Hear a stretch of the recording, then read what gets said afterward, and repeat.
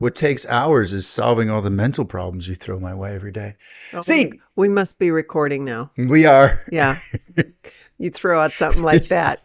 The mental problem. Oh, the challenges you create for my life. I do create challenges. Welcome to for the you. Jack and Cathy Shit Show. It's the Jack And Cathy Show. Shit Show. and there we go. Yeah, how was that? Okay, Did you like I that think one? I think it. Yeah. Okay. I'm Jack. How come what? How come we're doing this each time? Because it's a new time. Does that pen work at all or not really? Looks like you're having a hard time there. That one might be Here. all dried up.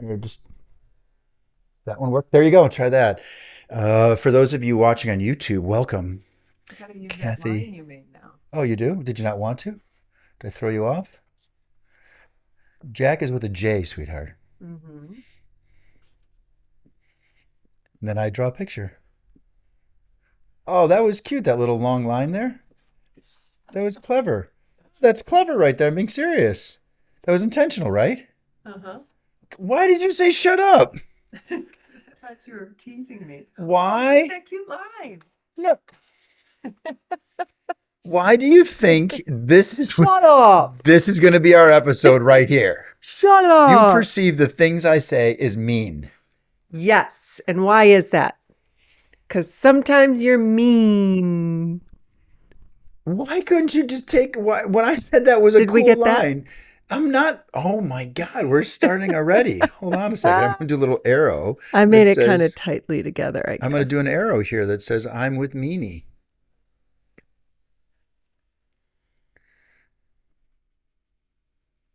Little shadowing.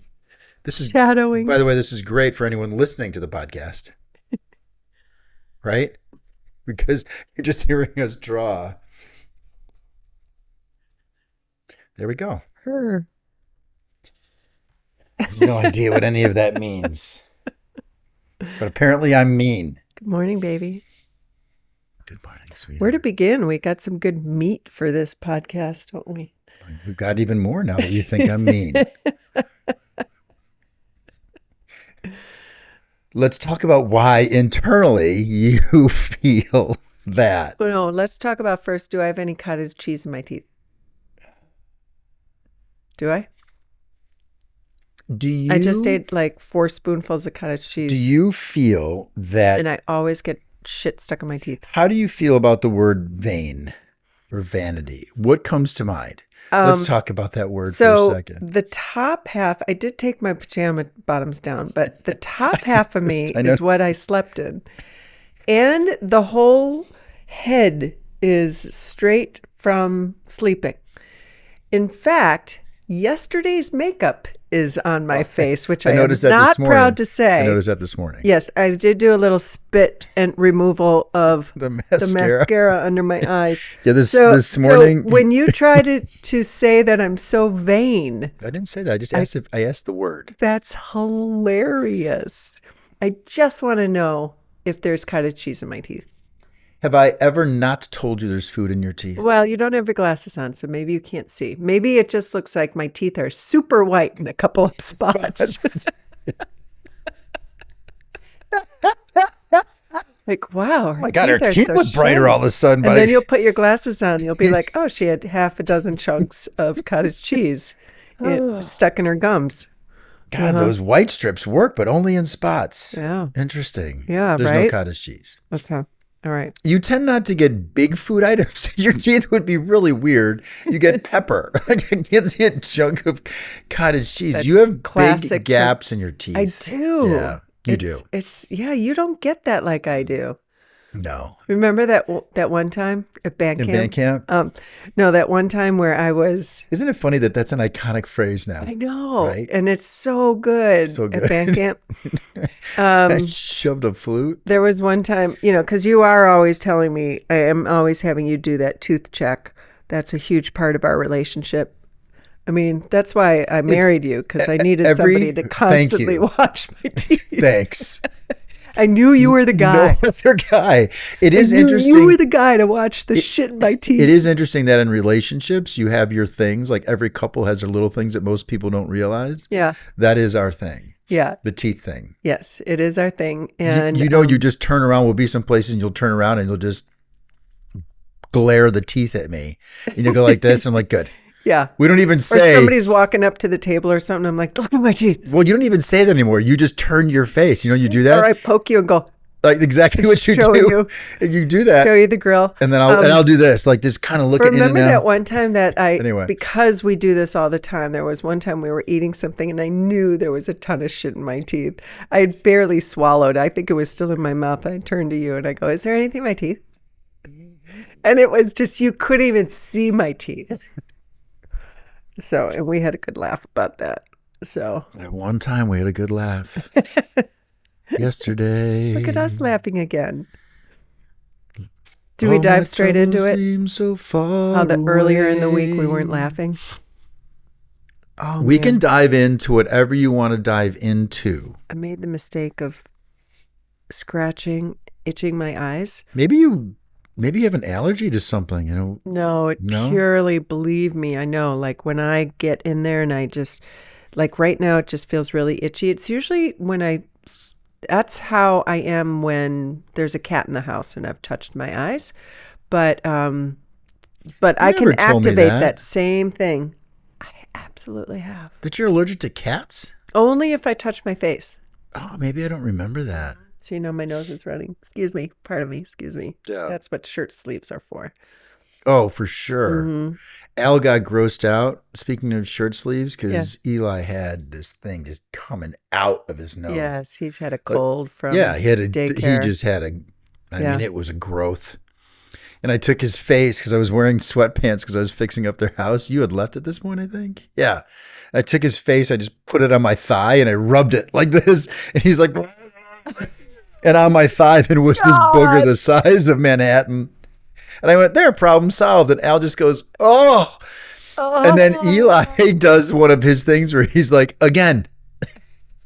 Because he thinks it's funny. So I took his face and I went, but he didn't realize I was wiping his nose on my pants. Oh my God, that's disgusting, Grandpa. I know you want to talk about deep subjects, but you just brought up something that made me think of something that I wanted to tell you that I forgot about because when I woke up earlier than you, I was going to tell you, but then I forgot about it. Then you woke up and now I remembered.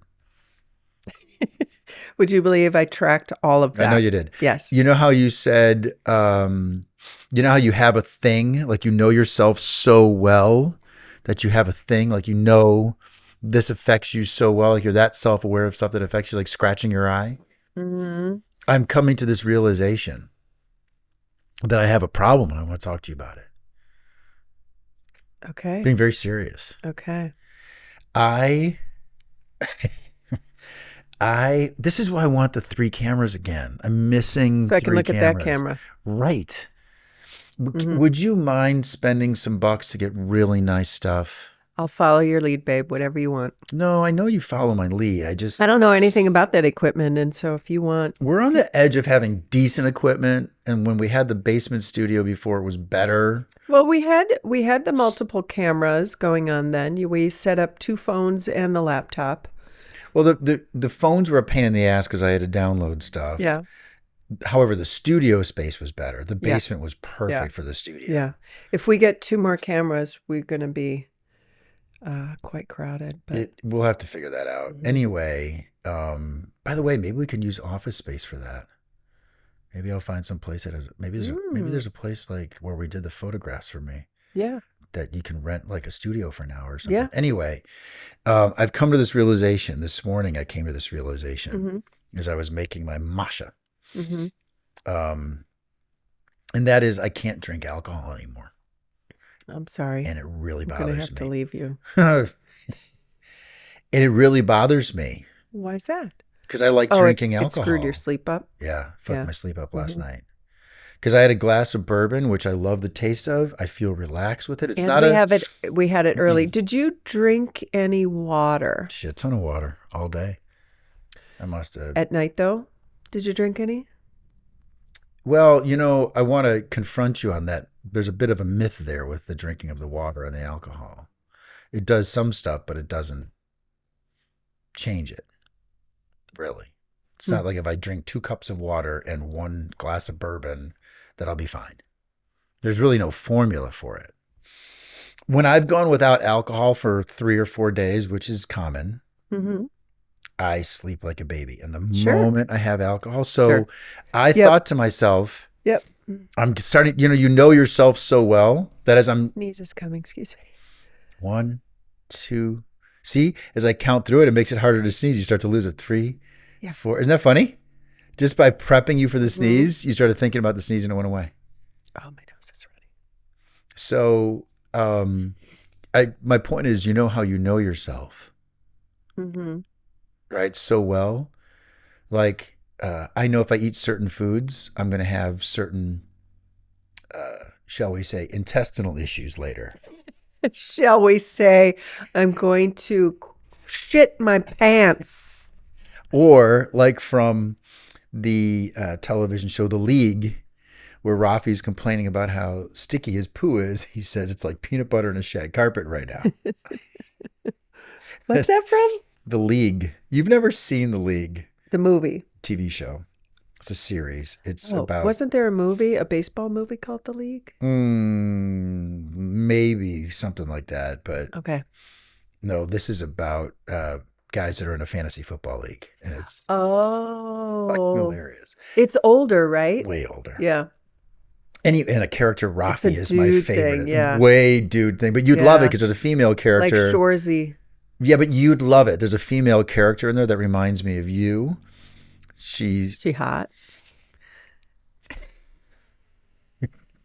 Fuck, man. She eat cottage cheese? Nice try to get stuck in her teeth? Yeah, nice try to deflect. My point is, I'm knowing myself now, and it's bumming me out because I know when I drink alcohol, I can't sleep. I wake up super early. I was wide awake at 1 o'clock. I don't know if you heard me get up and leave. I went and laid on the couch for a while. And then I came back in the bedroom and I was all hot. It's bumming me out. Because I like the taste of bourbon and beer, like pumpkin beer in the winter. Yeah. Yeah. I like tequila. Good stuff. I'm really bummed out. It just fucking disrupts my sleep. Just like when I have chocolate and peanut butter, love chocolate and peanut butter. I will have the worst shits for days when I eat it. Is that from the chocolate or the peanut butter? All of it. Dark chocolate, I don't have a problem with. Okay. Chocolate, milk chocolate. Well, the difference in the milk chocolate is I think just the milk that's in it. Could be. Hamburger. Have a hamburger, like a regular old hamburger. Love hamburger. Love it. Love it.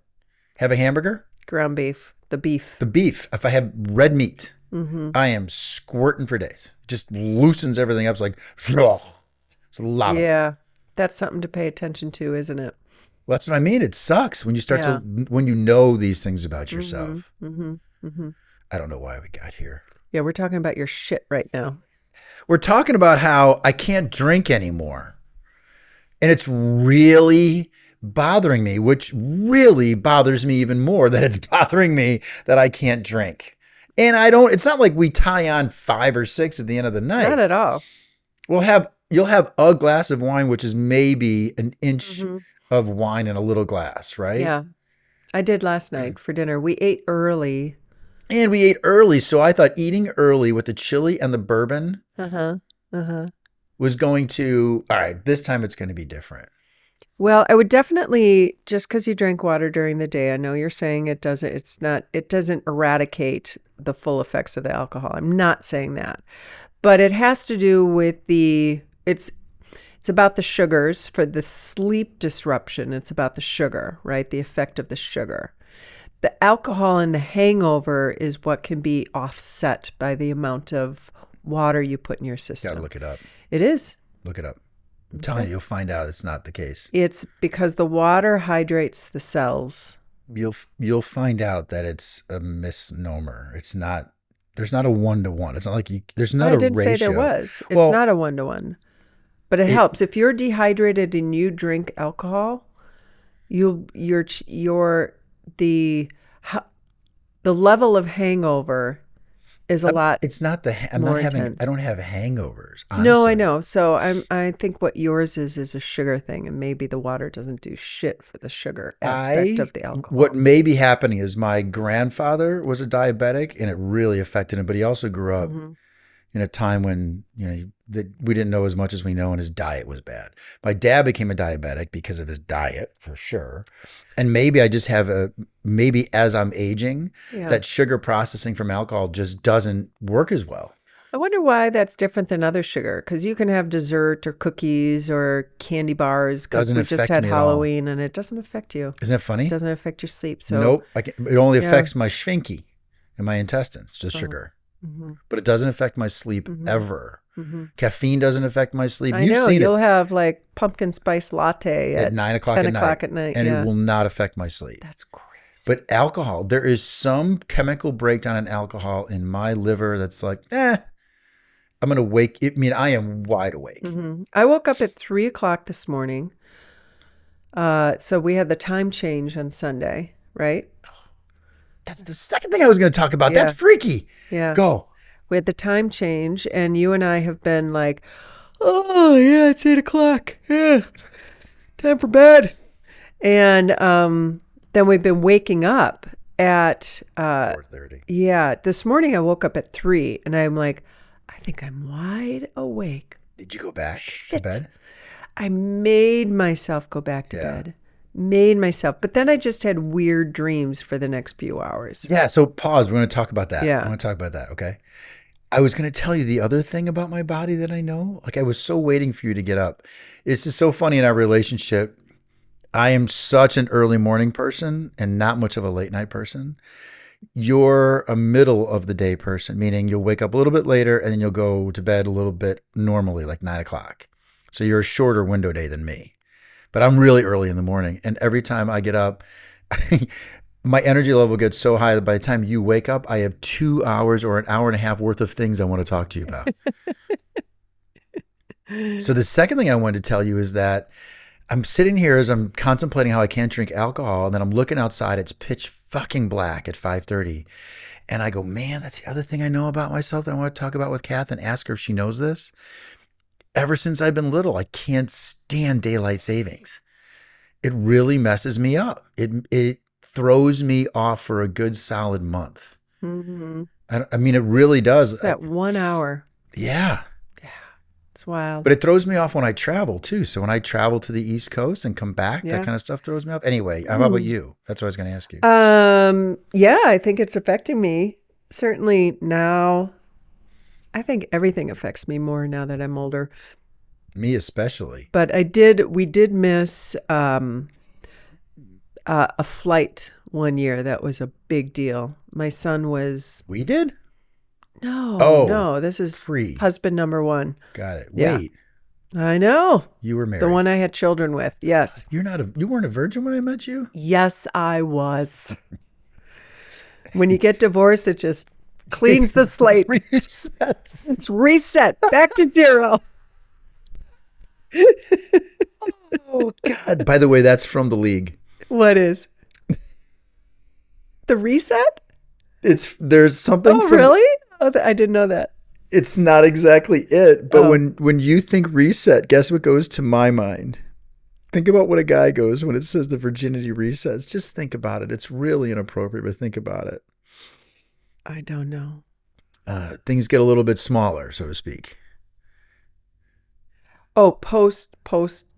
So that things would tighten up. Get it? When a guy hears a reset. Oh, I'm not tracking, I don't think, but. Because when you're a virgin. Yes. And you haven't had kids. Yes. The perception and myth is that the vagina is smaller. Oh. Get it? Oh, okay. So that's why you said reset. Oh. So there's a scene in The League where his wife is going in for some surgery. And he calls the doctor and says, hey, could you put a couple more stitches in? And she finds out about it. That's hilarious. Yeah. We should Nick watch Kroll that show. is in it. You know Nick Kroll? He's a comedian. Yes. He's the voice of a couple of cartoon shows. His wife goes in for the surgery and he gets in trouble because she finds out that he asked if the doctor would. She had to go in for some procedure. He's like, hey, if you don't mind, could you put a couple stitches in? That's hilarious. And so wrong. The fact that you laughed makes me love you so much. So go ahead, continue what you're saying. No, it was just time change story, missing a flight. Kids were little. My first husband and I were taking the kids on meeting friends on the plane to go to Jamaica to this all-inclusive place. And Fuck. And we got to the airport, and she's like, oh, they just closed the doors. And this was, so let's see, Sam is now 26. 26, yeah. 26. So this was when he was like 6 months old or something. Oh, God. So this is 26 years ago. So this is before we had cell phones and that clocks changed automatically, right? We probably had a clock next to the bed and set the alarm, right? And yeah, sure enough, missed the flight because of the time change. And so had to buy new flights to Miami and then get a separate flight to, it ended up costing a couple extra grand to get there. We get there in the wee hours of the morning, and our bags did not arrive, and I had a baby. So like, all right, I've got one diaper left. Oh, God. How am I good? Because I had the travel stuff for the baby, but you know, the backup supply is in our bags. So it was this whole thing. It was awful. Do you know I've never missed a flight in my life, ever? I don't understand missing flights. Yeah. I don't. Well,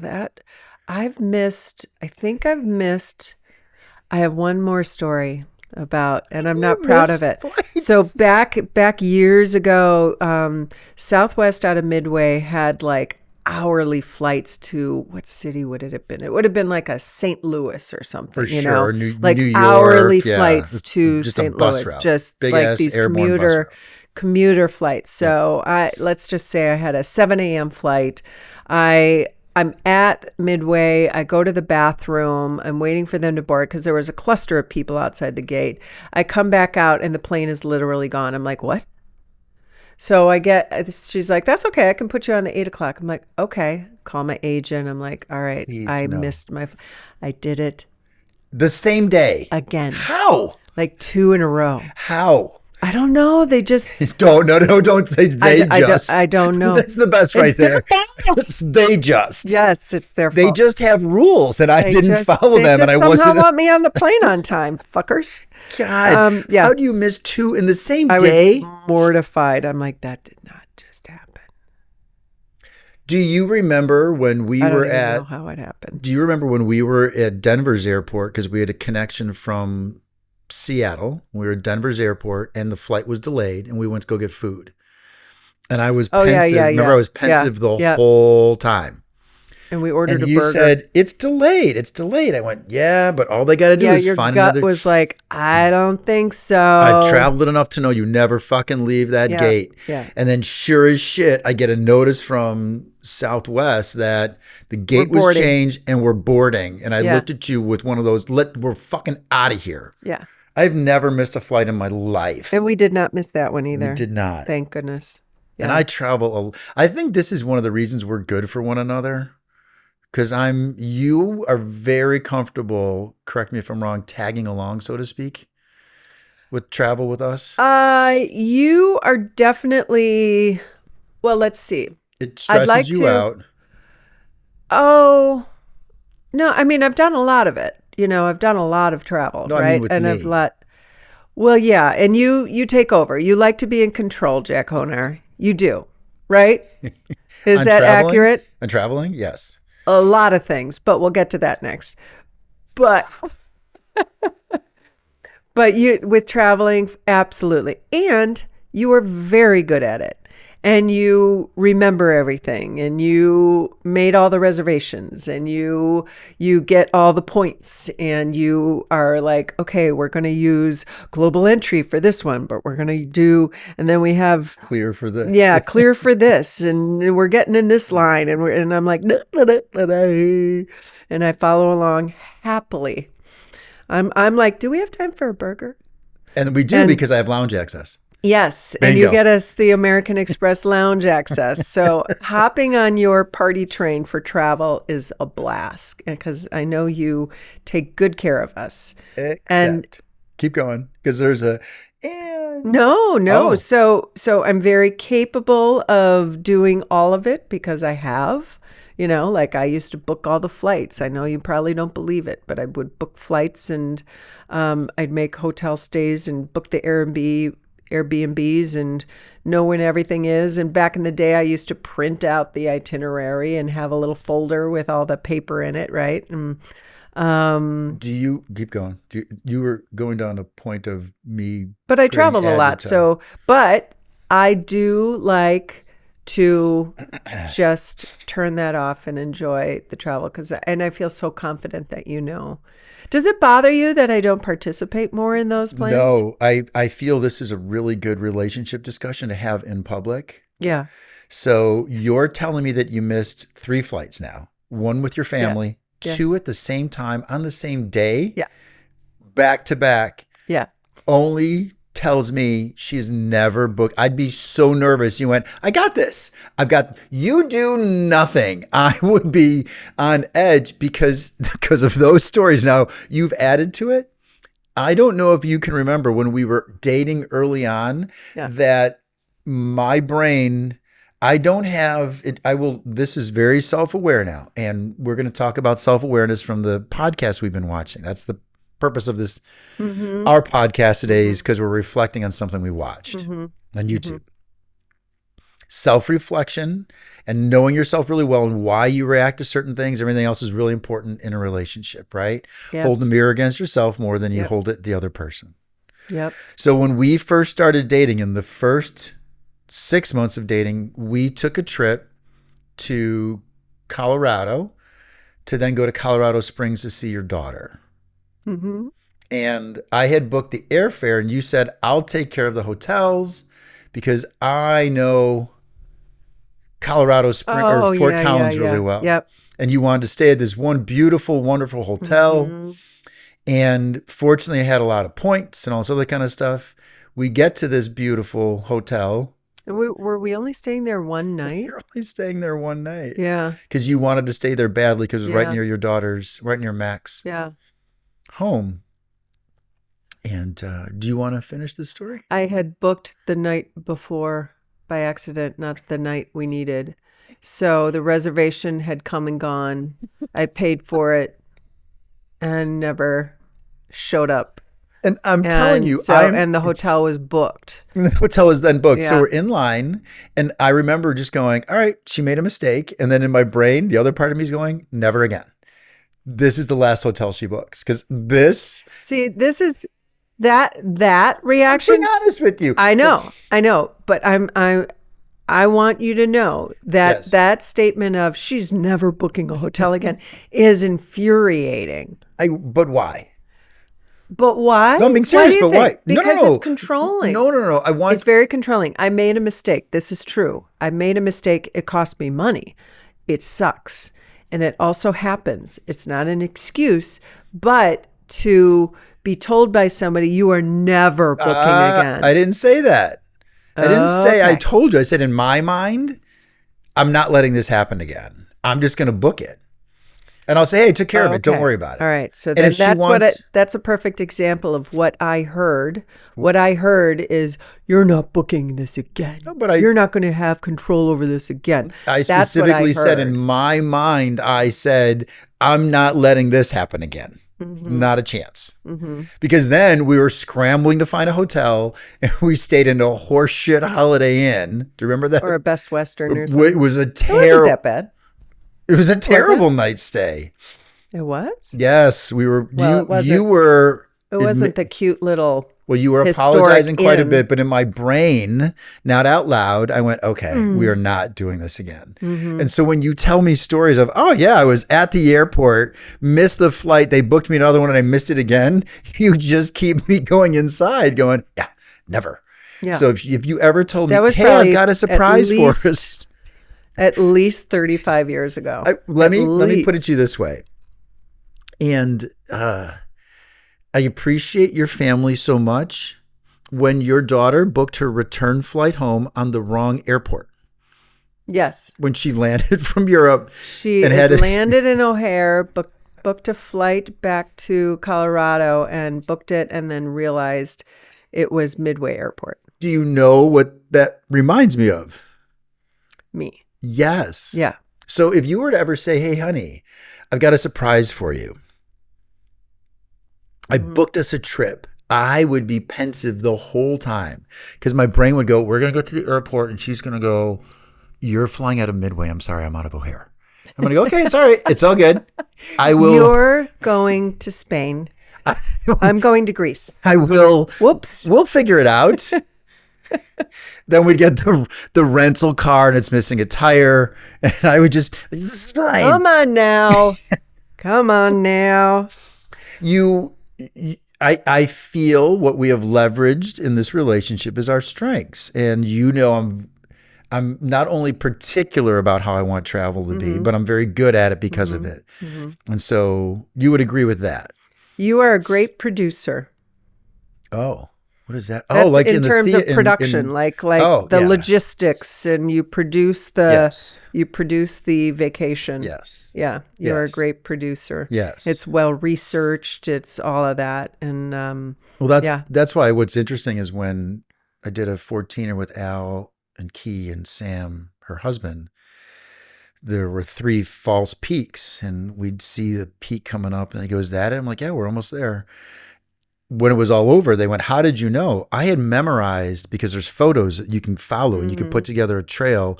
I'd memorized as much as I could on every part of the trail so that I knew this is probably a good place for water, maybe going to the bathroom, a break, photographs.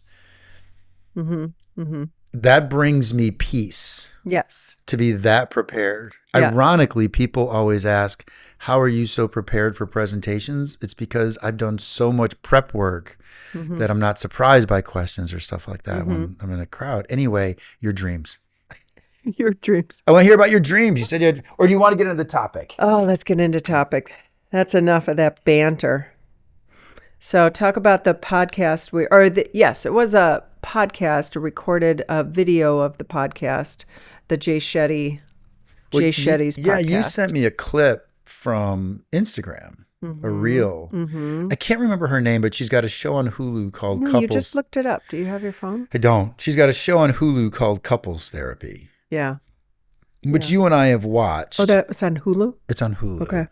And so it's in season 4 right now, I believe. It's really good. It's great. And you and I have watched it, and we use it as would you say as a foundation for discussion? Definitely. Yeah. It's definitely prompted many discussions. Yeah. And she's on, it was recorded 3 months ago to be sure. But like anything, they're using social media reels just to grab attention to Jay Shetty's YouTube channel. I highly recommend people sit down with it with their kids, their partners, parents, because it's just about how people interact, not just romantic partners. Sure.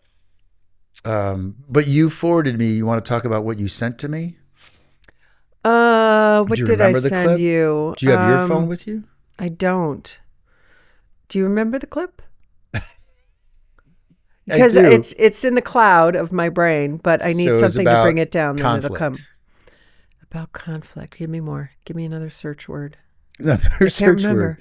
About how relationships, she said, I don't understand relationships that don't fight. Oh, yes. That was so poignant to me for so many reasons. She said basically what you just said, like conflict is a part of a relationship. If you don't have conflict, that actually worries me.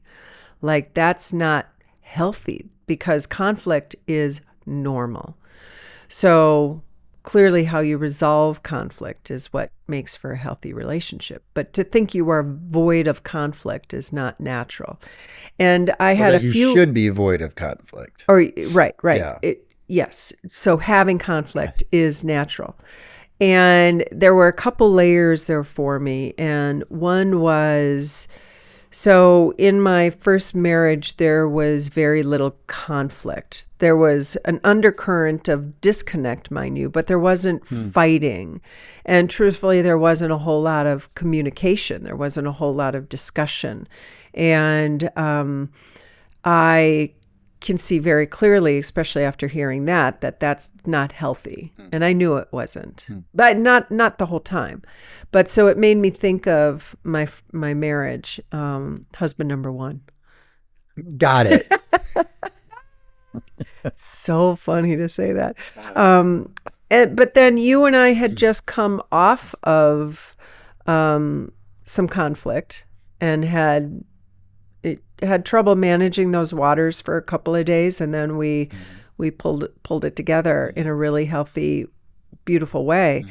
And I think the third layer to it for me was reflecting upon my childhood, where we didn't have a lot of conflict either. I am not used to conflict. You and I have both talked about that. I am not used to conflict. You are quite comfortable in conflict. You excel in conflict.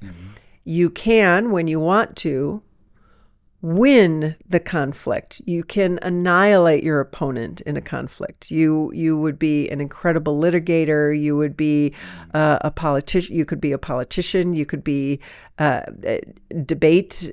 You are masterful at it. And That's very nice. Yes, you are masterful at it. It is an incredible skill set. And it's also very hard for me to be in conflict with you, because I'm over here going, what? Losing my shit. And Did you do that again, just for the crowd? I think that summed it up pretty well. You can take that little clip and just like put it on repeat. That would be funny. Oh my God, that's a good idea. Yeah, create a little meme. Yeah. What?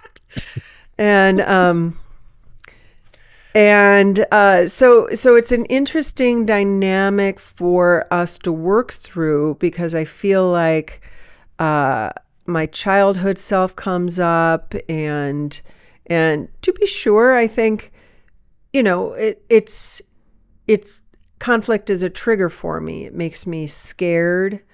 It just makes my whole process go haywire. I have no clarity of thought when we're in conflict. And I think we both have our, well, everybody does, right? We have our PTSD from our childhood or our previous relationships that we carry over into the next relationship, and we don't always realize that we do this. And so we had a culmination of that this week. And so it was really cool to hear that podcast post from her saying, no, conflict is normal. Because that took me a while to understand that is normal. I know I've said this on this podcast before, that I always thought conflict meant it's the beginning of the end. Like if you're fighting, especially fighting at that level, it's over. It's like, well, that was a good run. Yeah.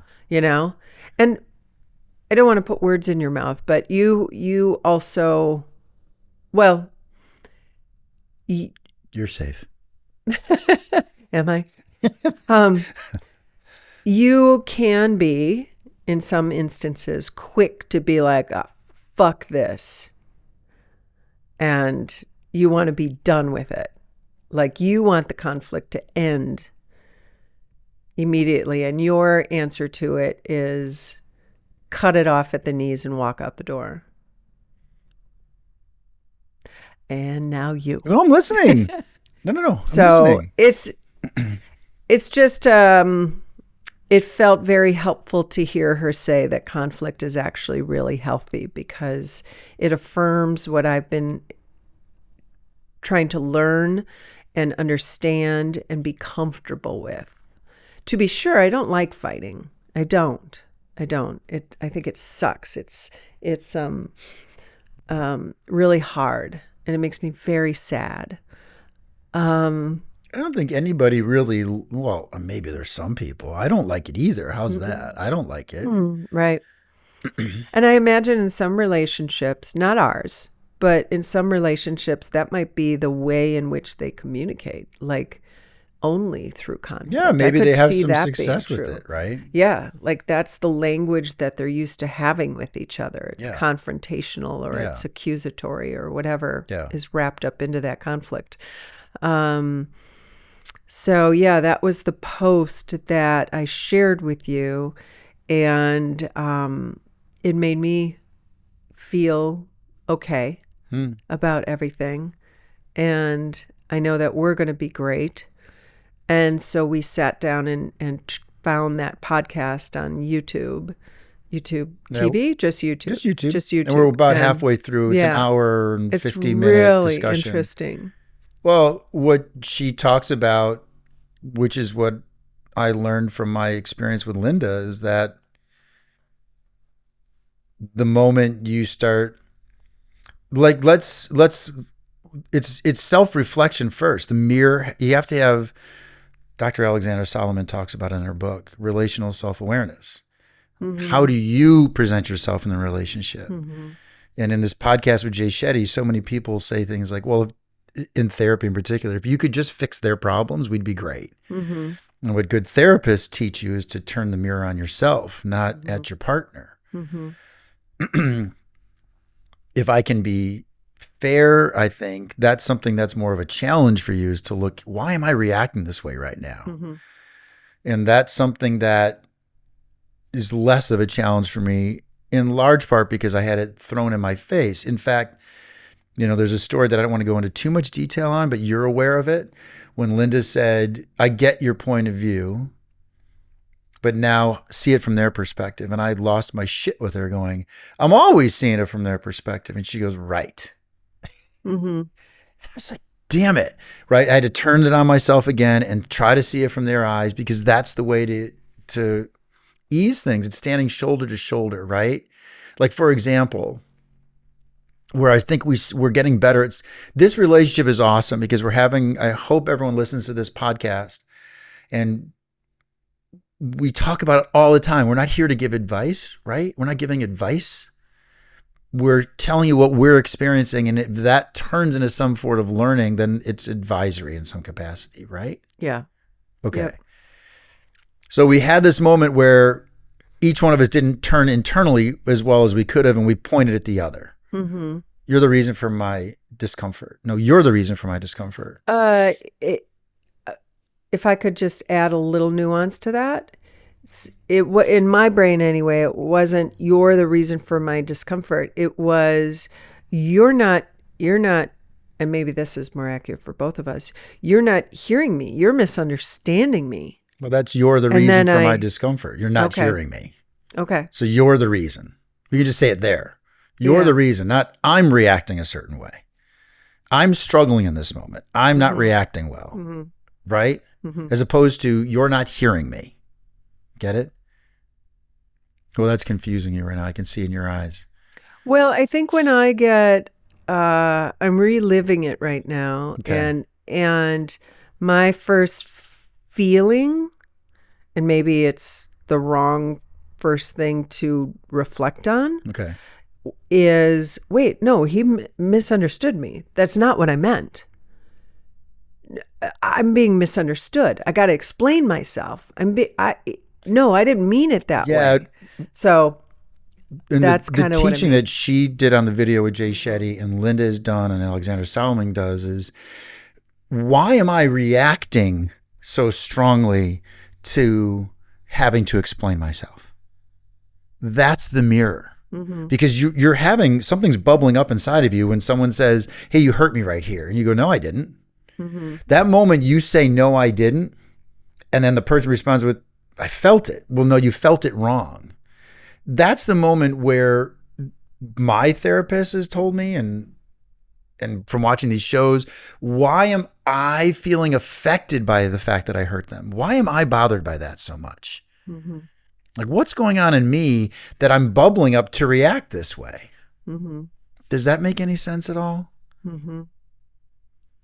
Right? Like, what's happening in my life that's causing me to be short with someone or to not hear them? Remember I told you the story about how I was on a conference call and I was telling something, and then the guy said, who I know very well, was like, fuck you. And then when we talked afterward, I gave him patience, because in that moment I could have said, you're fucking overreacting. All right, well, he had a reaction. He had a moment. So I'm going to give him some grace for that. I didn't like the fact that he said, fuck you. And I'm going to tell him at some point, I don't like that he said that in the meeting in front of a bunch of people. And he even offered to apologize in front of everyone for his behavior. I'm like, that's not necessary. I don't need that. I just need you to know that. I want to know what was behind that. I could have said, don't fucking say that, or you're not getting it, or you misunderstood me. So you know what I led with? How come you said that? What role did I play in that? Well, he responds with, I thought you did X. I thought you meant Y. I'm like, okay, I can see that. Is it too much to ask, I said, to maybe not use those kinds of words, though, and just say, hey, you're bugging me at this moment. And if I don't give you the place to do that, then that's on me. See how much different that feels? And by the way, in a weird way, and this may sound duplicitous, that's incredible power and control. Yeah, no doubt. But I had to own something. What did I do in that moment? How did that feel for you in that moment? How did that feel for you in that moment? So 2 things. When he said, fuck you, because I wasn't teasing him in a mean way. He misunderstood what I was saying and thought I was accusing him. And he said, fuck you. Sometimes fuck you, Jack. Because I can also be pretty driving in meetings. Like, I want it done the right way. And that pushes people to limits, right? You can do better. I say, do better, be better. When you do better, you are better. And people fucking hate it when I say meetings. And usually it turns around like, I hate when he's right. Because I do try to push us to do as well as we can, right? With stuff that I do for my work. So he felt I pushed him too hard. So when he said it, my gut reaction was, watch yourself, bitch. That's what I want to do. Dude, you want to go down this path, I'll fucking annihilate you. That's my instinct. But I went, that's not effective. So instead, gave him some grace. He reacted a certain way. I'm going to ask him, what did I do to cause that reaction? Because I had a role in it. Right. And it wasn't duplicitously that I was asking. Now that gives me a lot of power, though, so it seems in conflict, right? I'm telling you I'm not being duplicitous, but boy, does it give me power. But the power is in being effective. Does that make sense? Right. Well, the power is in a healthier approach, right? Correct. And it builds our relationship. And he apologized for his overreaction because he admitted probably was a bigger reaction than was necessary. And I want to understand it. At the same time, I didn't like it. I appreciate if we don't do that moving forward. Right. And I'll be conscientious of the things I say and do. So let's fast forward to us or rewind to us or whatever the fuck it is. That's where I think where we struggle is getting to that place that I just did is very challenging for you because you're still holding on to, he said, fuck you to me. And it's really hard to go poof to the fuck you. It's hard to then say, what did I do to make that person say something? Because that person's really cool. And I love that person and they're really nice. So what's going on in their life that fuck you is a word that would come out of them. Does that feel fair to you to hear that or no? Is that? Yeah, it does. It does. It feels fair. Yeah. You sure? Yeah. Because where we came out of some of this stuff is that sometimes you feel I don't recognize how, as history, let's go through this really quick. I grew up in a family of conflict. Now, that doesn't mean fighting. So I don't want you to think that every day was someone yelling at someone in our house and my mom and dad was bickering and my sister fought with me. My aunts, uncles, cousins, second cousins, spouses of aunts and uncles and second cousins, you've seen it. We have come from a very intense family where massive separations on political discussions long before 47 was in office, long before Bush 1 and 2 were in office, the Reagan years, the Clinton years. I grew up with half of the family going, fuck Democrats, and half of the fucking family going, fuck Republicans. And they'd say these words. And when I was little, I would hear uncles going, you're a douchebag. That policy does this, then. Oh, yeah? Well, how about this, you fucking cheap shit? Yeah. Right? I'd hear this. And I'd go, how are they talking this way to one another? And all of a sudden, an uncle would go, oh my God, remember that one time you tripped over yourself on that bike? Holy shit, wasn't that funny? Oh my God, it was. And they were loving one another. Mm-hmm. And so I learned at a very early age that conflict doesn't mean hate or disdain. Don't get me wrong. Some times it went to the edge. Mm-hmm. But I learned that when my first marriage, she could never understand how we could argue and hug at the same time. Mm-hmm. That I think is new for you. Mm-hmm. Is that fair? Did I talk too much just now? You're not saying anything. You're just staring. No. It's making me uncomfortable. I'm soaking it in. I'm listening intently. I just grew up in a home full of conflict. So yeah, I did not. And conflict and self-awareness. And so those two things always were hand in hand. And so, yeah, I'm being a douche right now. I heard a lot. And so those are the two things that I struggle with, is when people don't have that. Yeah. And so I wasn't always great at it. But anyway, you did something yesterday that was really important. And I complimented you for it without it feeling like a pat on the head, like, good girl. Mm-hmm. And it was ironic because it was around our remodeling of stuff on the house, which can create conflict. I have a hard time with a certain aspect of what we're trying to design. It really bothers me, and I can get to the core of why it does, and I did. And you could have taken that and said, ugh, why the fuck is this such a big deal for him? Right. And instead, get over it. Right. And instead you went. It's just a mirror. Right. Instead you went, all right, this is a problem for him. What if we do X? And it led to me then saying, oh, we can even do Y now. Because you didn't view my challenge as an obstacle or something to judge negatively. You actually leaned into what bothered me. And then you didn't look at it and go, you're weird for having that opinion. Mm-hmm. You went, okay, that makes him uncomfortable. How can we work around this? Mm-hmm. That I still get what I need and he's not uncomfortable. That's problem solving in a relationship. Mm-hmm. Right? Yep. And I complimented you for that because it led to a shit ton of solutions. And that's what she talks about in the Jay Shetty podcast. Yeah. That we have to first turn inside and say, why am I reacting this way? I don't like lines and mirrors.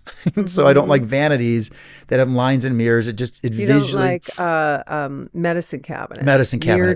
Mirrored medicine cabinets, because I told you this, having had bad eyes. That are in sections. You don't like the lines in the sections of the mirror. Having had bad eyes since I was second grade and Coke bottle lenses for glasses, I've always had problems with my eyes. And anytime anything disrupts my vision, windshields with a little bit of dirt on them, it brings me a lot of anxiety. Mm-hmm. And I know that, and I'm trying to get past it. And so we're designing a house that might have a medicine cabinet with a mirror hinge in it. Mm-hmm. And it brings me anxiety. And so you could look at that and go, oh my God, that is so stupid. Yeah.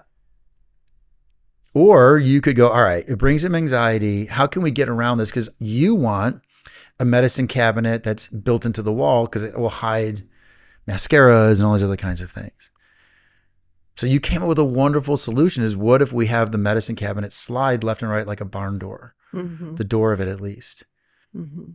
And I hope everyone hearing that is, don't ask yourself, why am I getting mad at them? Mm-hmm. That's what she's asking in that video. Why am I getting upset at a person that I love? What was triggered in me? We all have our triggers, right?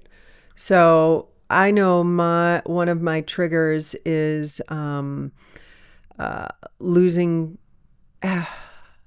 like I'm being controlled. Mm-hmm. The idea that I've hurt someone is a trigger. Big one for you. Yeah. By the way, I feel that's the biggest trigger in our relationship. Yeah. Is if I tell you've hurt me, so everyone knows your reaction is, no, I didn't. And I go, well, you did. You didn't mean to, but you did. Right. And that devastates you.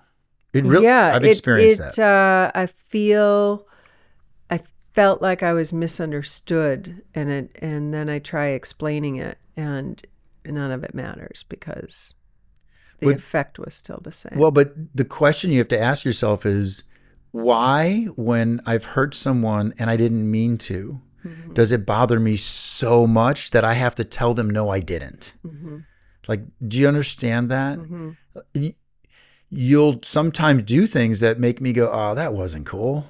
I didn't like that. Mm-hmm. Mm-hmm. And just my saying that puts you right in the defensive. I did not hurt you, because I feel in our relationship, which is a trigger for you to be told your feelings aren't real. Correct. That's your trigger. So my trigger feeds your trigger and vice versa. Well, because don't tell me how I'm feeling right now.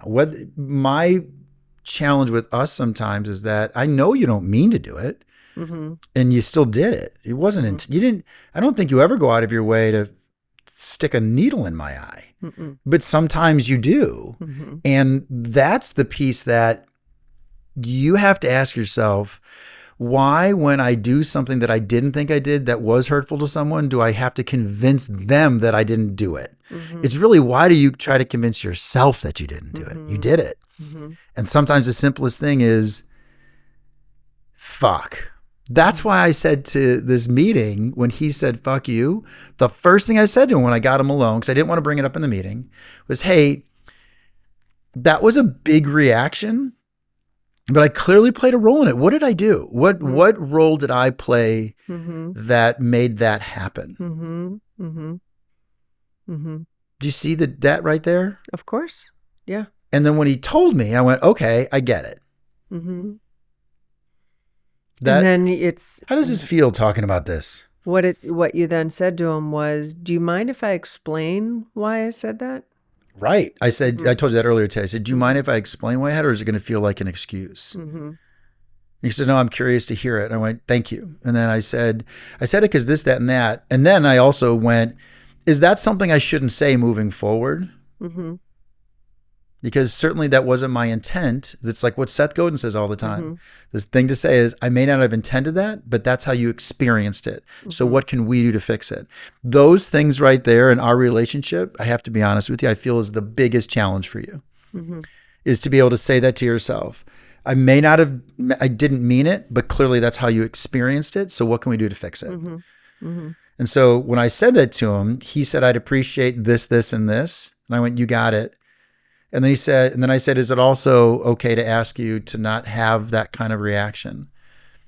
Because that doesn't feel like us. Right. And he went, you're right, I shouldn't have done that.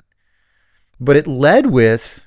Let alone in a professional environment. Correct. Yeah. Now think about this. It led with me saying, remember, he said, fuck you to me. Big reaction. But it led with me saying, okay, clearly I must have lit a match. So I could sit here and go, that's a fucking ridiculous reaction, dude. You overreacted. Which he very well may have, right? Instead, I chose to go, what did I do? What role did I play in that? That's what Linda taught me. Yeah. Ask myself, what role am I playing here? Because it just softens everything. Yep.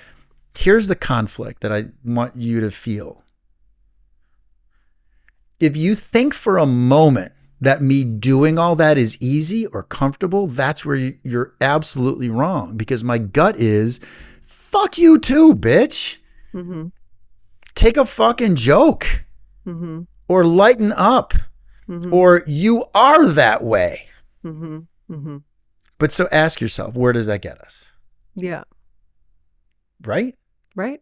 And that's what, if everyone could watch that podcast with Jay Shetty, that's what she talks about. Very, very good. Is this affecting you in any way, in a bad way? I feel like I'm therapizing you. Therapizing me. I just made that word up. Okay. You feel that what do you mean therapizing? Like I'm coaching you right now, that I'm telling you these things to get better, Cathy. Yeah, I do feel that sometimes. Yeah. Yeah, I guess I feel a little of that right now. Like if only Cathy would fix herself, we'd be fine.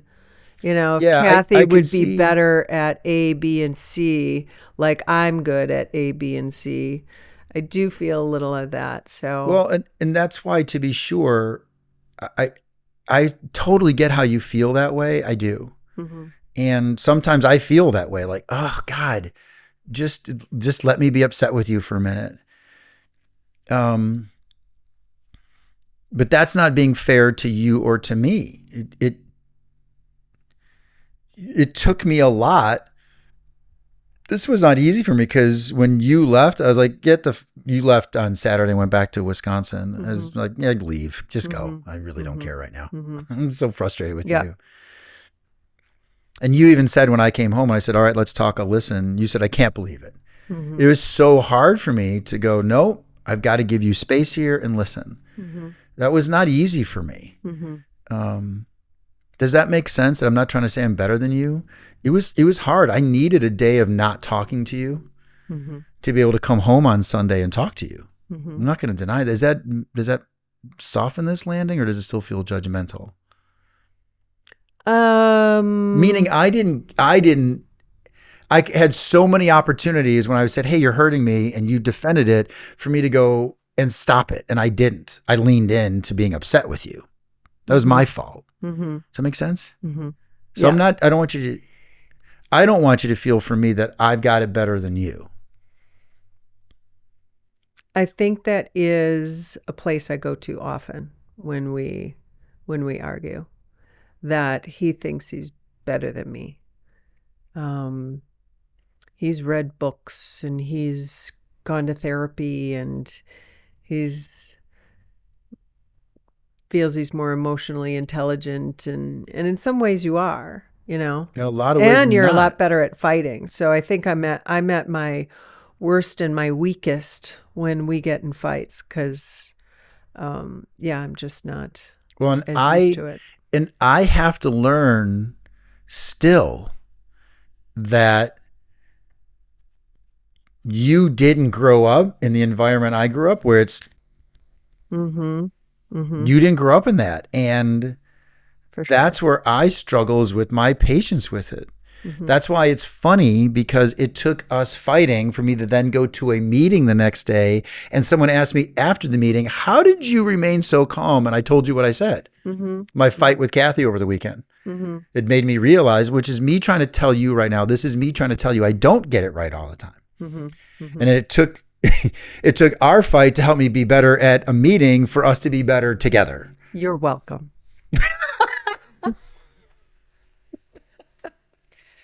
If that isn't us in a nutshell, fuck.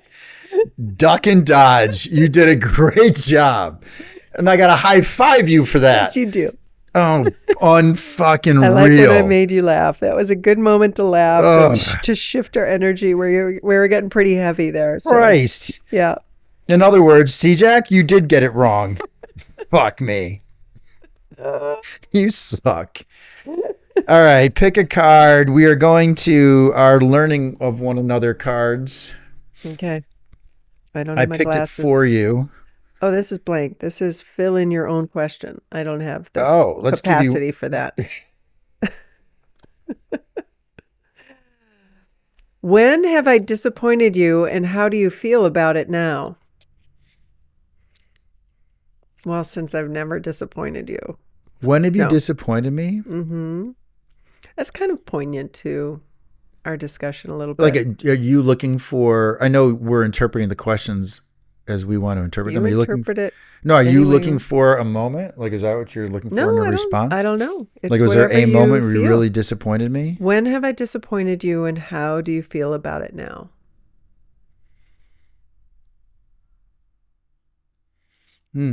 I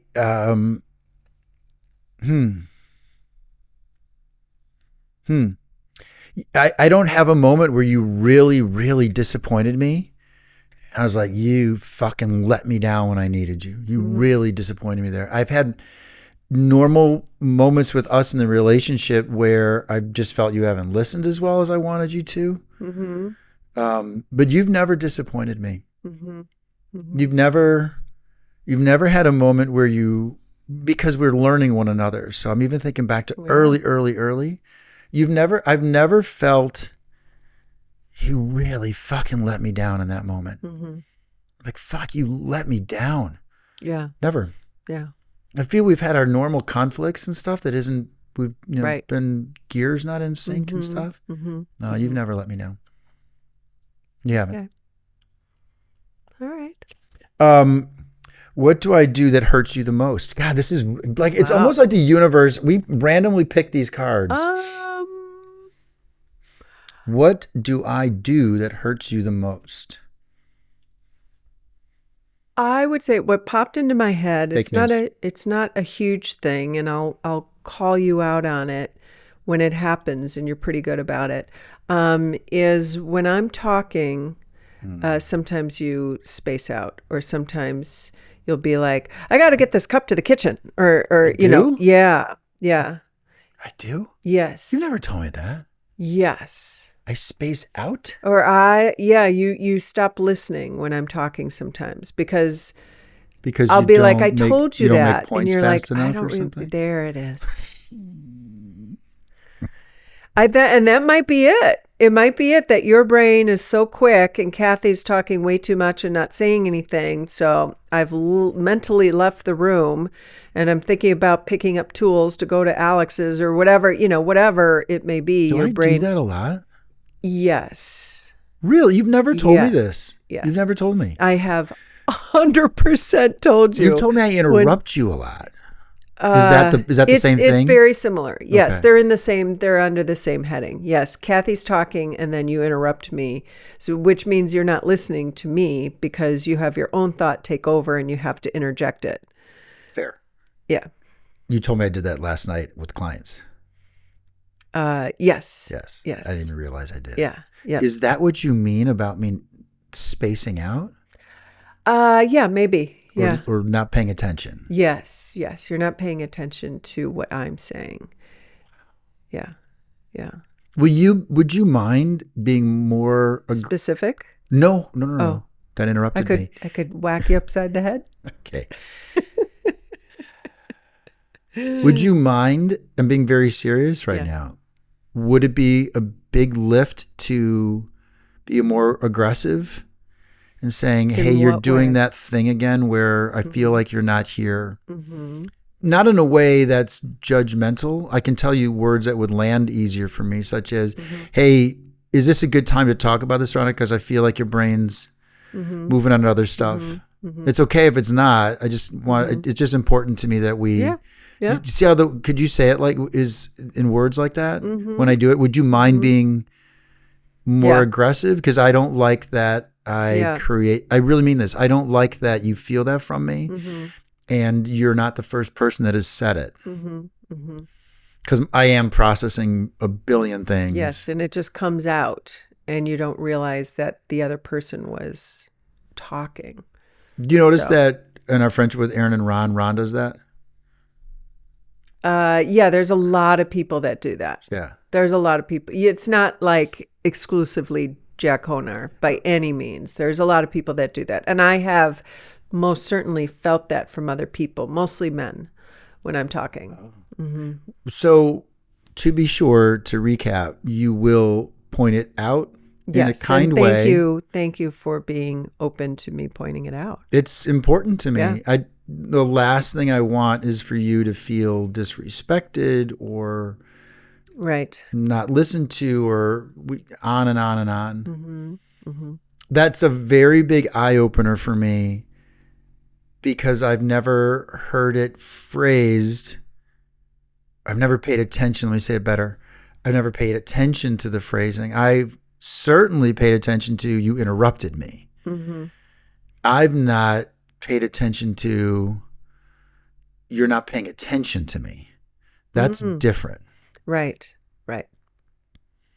And that bothers me a lot more than interrupting you. Well, they're similar, right? I feel they're not paying connected. attention is worse. Yeah. Interrupting doesn't feel as bad to me. Not paying attention does. Am I not paying attention now? Well, and when there are certain discussions, and because I do this to you sometimes, that you're like, can I finish?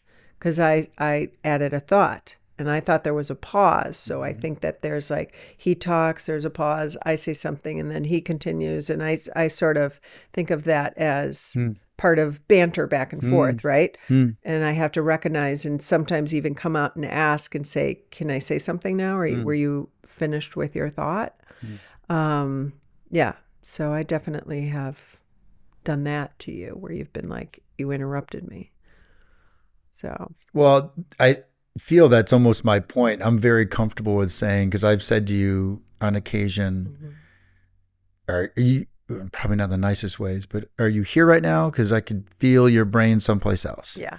And if you got other shit going on, great. I know I get that aggressive. If you got other Yes, shit, right? I get yes. if you got other And it shit has a going on. condescending, Well, I got to like- get better at that for sure. If you got other Yeah. shit going on, then just tell me. Yeah. That's my I got shit to do, Jack. If you got other shit going on, just tell me. I just need you right now. So if this isn't a good time, tell me. That's a little bit too aggressive. The irony of which I asked you not to be aggressive with me. I just want you to feel comfortable in saying, are you here? Because or you interrupted me. I'm okay if you even just said, not even interrupted, you're not paying attention. Yeah. Yep. That really right. bothers me. Like, this is a terrible way to end the podcast. I'm like, literally like, I'm serious. I think it's really healthy, though. I mean, so I was asked that poignant question. I answered honestly, and you were really receptive to it, and you're like in solution mode, so it doesn't happen again. So don't be sad. It was really positive. A pie. Come on. Bite me. A pie. I know on the surface it good. seems like progress. It's just, I don't like that I've made you feel bad. That's what I'm feeling. Oh, I can relate to that. Yeah, I don't like that I've made you feel bad. Yeah. Yeah. Yeah. So that's going to weigh on me now for the rest of the day. I'm probably going to say nothing, which maybe was really the reason you told me this. Like, the God, plan is working. It was so quiet in the house today. He hasn't talked. Right. All right. So you got to go. This was a good one. How long have we been yapping? A little bit too long. You got to race. Oh my gosh. Am I going to be late now? You might be. Ah, shit. I love you so much. Okay, I love you too. On this note. Okay. Peace. You just listened to another episode of the Jack and Cathy Shit Show. All recording, engineering, and production provided by us.